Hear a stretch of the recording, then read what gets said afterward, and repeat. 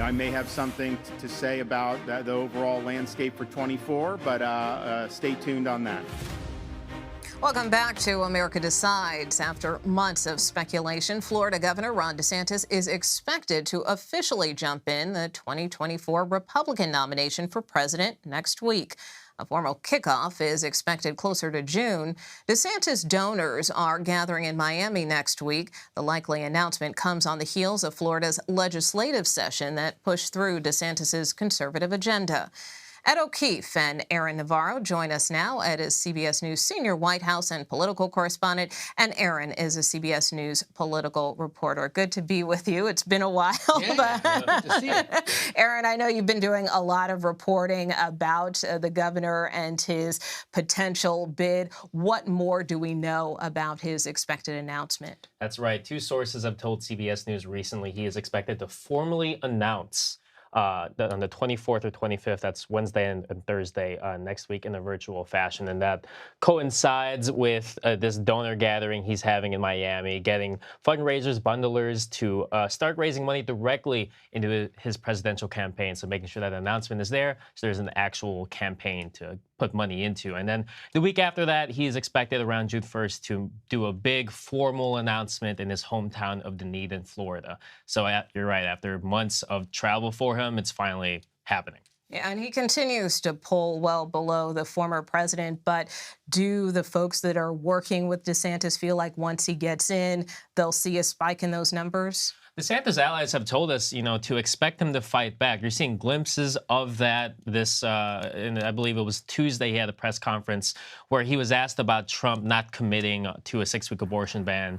He was touting how he was proud to do that ban, and that noted that Trump, while not addressing him by name, won't fully answer that question. And we've seen glimpses here and there in this period before, but we are expecting once he gets into this to start taking Trump more directly. And of course, certainly a lot of attention has been on DeSantis. But Ed, we are learning about another potential candidate who could get in, which is North Dakota Governor Doug Burgum. He appears to be nearing a decision. What more do we know? We know he's, again, another example of a Republican who believes that his conservative legislative record is something worth taking to his party as a potential presidential candidate. This is not a name that has been on the front burner for a lot of people who are tracking this as closely as we do, as our viewers do.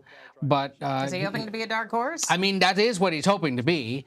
And the mere fact that he's thinking about it, I think, is also reflective of the fact that there's a belief among enough people out there that maybe there is another potential person to emerge from this and become either the alternative to Donald Trump or to somehow beat him. The problem for Burgum is he's less known, not as well situated in the donor community, but obviously feels that he can build some kind of grassroots operation in Iowa, in the early states, and see where it goes. But the other thing this signals, and I think you know this better than the rest of us here, that there are donors, there are operatives in the party who still believe that the potential strongest alternative to Trump may or may not yet be in this race.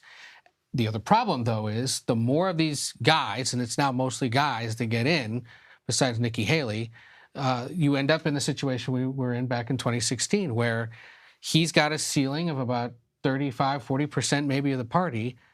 If you can't consolidate the other 60%, Trump can still win in the proportional distribution of delegates that Republicans use in most of these states. Of course, another alternative name that has popped up time and again is Virginia Governor Glenn Youngkin. And of course, he has said that he isn't running. But earlier today, he released this ad that kind of looked like a campaign ad. So let's take a look. President Ronald Reagan changed lives. And now it's our turn. A time to choose life, liberty, and the pursuit of happiness over oppression and dictatorial rule. The stakes are high. So is he having second thoughts about a White House run? Well, this video is interesting because for most of the year when he's asked about 2024, he says he's focused on the legislative elections in Virginia, and yet you have this video touting kind of his vision for the party on a national scale. So if you ask Glenn Youngkin and his team, they say he's focused on the elections this year. But I would note, and just in what Ed said before, the opening that some other candidates may see in between Trump and DeSantis, or maybe outside, comes after months of DeSantis pretty much campaigning. He's been out in Iowa, South Carolina, New Hampshire, showing what he would do, kind of trying to refine his maybe retail politician skills. And candidates and teams may be seeing that and saying, yeah, he maybe doesn't have the juice there. Youngkin spoke at the Ronald Reagan Library as part of this ongoing series that's been going on for more than a year, where Republican leaders come to talk about the future of the party. So that's what his team says this was about. But to Aaron's point, there's still some who believe there's an opening for somebody like him. He is focused on getting the Republican legislature to go Republican, but I think we all agreed when we saw it, that looks like a presidential campaign video. So he either got a great editor or he's leaving his options open. And again, when you still have Mike Pence, Chris Sununu, the governor of North Dakota now, Youngkin and others all still thinking about it, what is it about Ron DeSantis that they're concerned about that they think he can't do it? You know, and the next few weeks when DeSantis gets in will probably signal to those that are still waiting whether he can or cannot do it. If he can, they'll hold off. If they think there's vulnerability, they're getting in, and look how many names and faces there will be. Yeah, and then briefly, just 20 seconds here, you know, we're learning more, too, about President Biden's 2024 strategy. How does he plan to run his campaign? They're looking now at 7 states, essentially the 5 or so that determined the 2020 election: Georgia, Arizona, Michigan, Wisconsin, Pennsylvania, primarily Nevada, New Hampshire.